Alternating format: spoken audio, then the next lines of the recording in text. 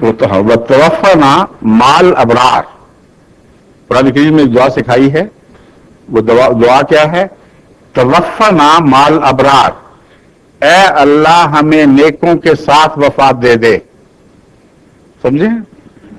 تو کیا یہ ترجمہ کریں گے کہ نیک تو نہ بنانا، لیکن جب کوئی نیک مر رہا ہو تو ساتھ ہمیں بھی ساتھ کھینچ لیتے؟ تمسخر ہے قرآن کریم کے اعلیٰ مضامین سے.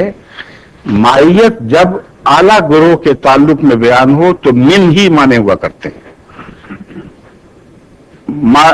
صادقین قرآن کریم کونوا مع صادقین قرآن کریم فرمایا ہے. اے امت محمدیہ صادقوں کے ساتھ رہنا. کیا مطلب ہے؟ کہ سچ بے شک نہ بولنا، لیکن سچے لوگوں کے ساتھ بیٹھ جایا کرنا، یہ تمہارے لیے کافی ہے.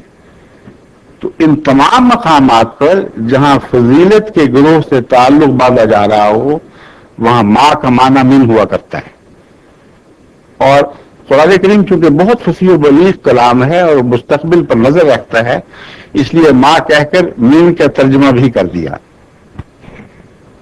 خود ہی فرما دیا میں نے نبی. بس اس ترجمے کی روح سے اس بات کا امکان کھلا ہے کہ محمد رسول اللہ صلی اللہ علیہ وآلہ وسلم کے غلاموں میں سے خدا ان 4 مراتب میں سے جو مرتبہ جس کے لیے مناسب حال سمجھے اس کو عطا کر دیں. یہ امکان کھلا ہے. لیکن یہ مرتبہ اپنے درجہ کمال تک کتنوں کو ملے گا، اس کا فیصلہ کرنا کسی انسان کا اپنے کے بس کی بات نہیں، سوائے اس کے کہ حضرت اقدس محمد رسول اللہ صلی اللہ علیہ وآلہ وسلم کے ارشادات کی روشنی میں یہ مسئلہ حل کرے. حضرت مسیح موعود علیہ السلام کا یہ موقف تھا کہ دیکھو امتی نبی کے متعلق تو قطعی قرآن کریم سے بھی روایتیں ملتی ہیں، آیتیں ملتی ہیں، اور حضرت صلی اللہ علیہ وسلم کی پیشگوئیاں بھی موجود ہیں. مگر جو بھی کہے کہ میں امتی نبی ہوں، اس کا فرض ہے کہ اپنی تائید میں قرآنی آیات بھی پیش کرے اور احادیث بھی پیش کرے.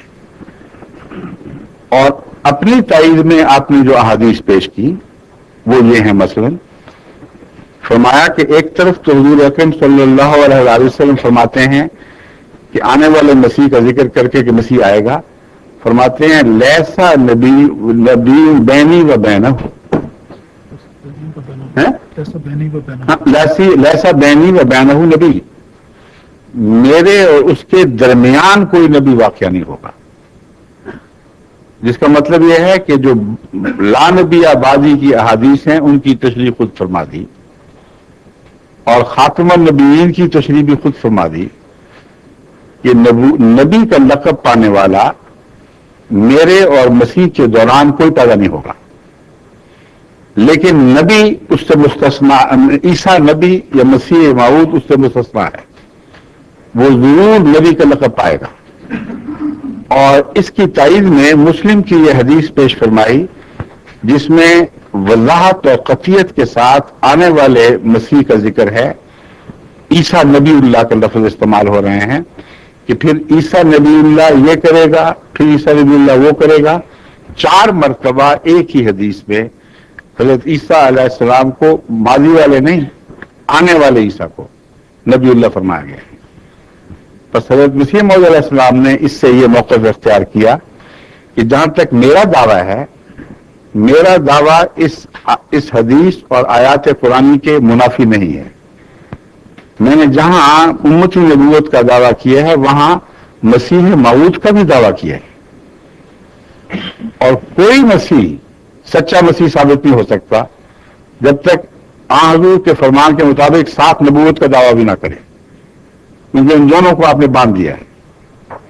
اس لیے علماء سے پوچھیں، یہ آپ کا کام ہے، ان سے پوچھیں کہ تم مسیحیت کا انکار کر رہے ہو اس بنا پر کہ اس نے نبوت کا دعویٰ کر دیا، اور اگر وہ نبوت کا انکار کرتا تو یہ حدیث تم اس کے سامنے لا کھڑا کرتے کہ تم کیسے مسیح سچے ہو گئے، محمد رسول اللہ تو مسیح کو نبی اللہ کہہ رہا ہے. تو نہ ادھر پاؤں رکھنے دیتے ہیں نہ ادھر پاؤں رکھنے دیتے ہیں. امر واقعہ یہ ہے کہ تضاد اگر ہے تو ان کی سوچوں میں ہے. حضرت صلی اللہ علیہ وسلم کی پیشگوئیوں میں کوئی تضاد نہیں ہے.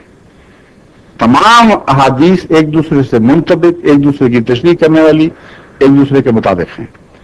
जहां ला नबिया बाजी बड़े जोर से फरमाया है, वहां यह भी फरमाया कि लैसा बैनी व बैनहु नबी, उसको ला नबिया की जद में ना लाना, क्योंकि जो आने वाला मसीह है वो जरूर नबी होगा और मेरे और उसके दरमियान कोई नबी नहीं। और फिर उसका जिक्र करके उसको नबीउल्लाह कह दिया। हजरत मसीह मौऊद अलैहिस्सलाम का यह मौक़िफ़ था कि मैं तो अपने हक में दलाइल कुरान और हदीस की पेश कर रहा हूं, लेकिन नबूवत, अगर उम्मती नबूवत आ सकती है तो सिर्फ मुझ तक महदूद नहीं है, आइंदा के लिए भी आ सकती है। ये खुदा इस फैज को बंद नहीं करेगा अगर कोई इस लायक ठहरे खुदा की नजर में कि उसको मसीहियत या नबूवत का मकाम अता किया जाए, तो खुदा के हाथ कोई नहीं बांध सकता। शर्त सिर्फ यह है कि वो कामिल ताबे हो, नई शरीयत न लाए, इस शरीयत में तब्दीली पैदा न करे और फरमान नबवी से बाहर निकलने की जसारत न करे। मगर फैसला करना अल्लाह का काम है।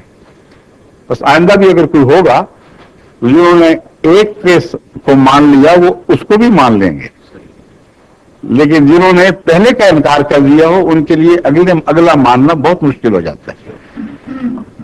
अब यहूद ने पहले मसीह का इनकार कर दिया था और मोहम्मद रसूलुल्लाह को भी नहीं माना। फिर उनकी बड़ी जमात इसलिए महरूम रह गई कि पहले एक इनकार कर बैठे हैं, आगे से भी महरूम हो गए। ईसाइयों ने मोहम्मद रसूलुल्लाह सल्लल्लाहु अलैहि वसल्लम का इनकार कर दिया और मसीह सानी जो उतरा उनमें उसका भी इनकार कर बैठे।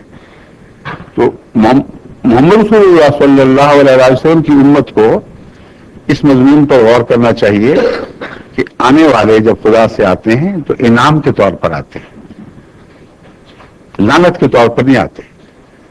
इसलिए आने वाले को लानती करार देना या दावा करने वाले को मैं खुदा की तरफ से आया हूं, एक लानत बयान करके रद्द करना और उम्मत में शोर डाल देना कि ये नहूसत हम बर्दाश्त नहीं करेंगे, कोई नबूवत का दावा करे, शैतान होने का दावा करे मंजूर है, दज्जाल होने का दावा करे सर आंखों पर, मगर जिस नबूवत को खुदा नेमत कह रहा है और नेमतों से सबसे ऊंची, उसको लानत समझ रहे हैं। ये वैसी बात है जैसे यहूद ने शरीयत को लानत करार दिया था और उनकी कुछ इस्लाह हो गई तो सेंट पॉल आ गए, उन्होंने कुलियतन शरीयत की सफी लिपेट दी कि लानत है। तो लानत करार देने से पहले सोचो तो सही कि किस चीज को लानत कह रहे हो। अल्लाह इनाम कहता है, तुम लानत कहते हो।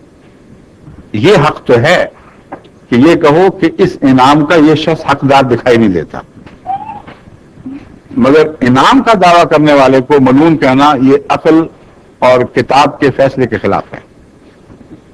ठीक है,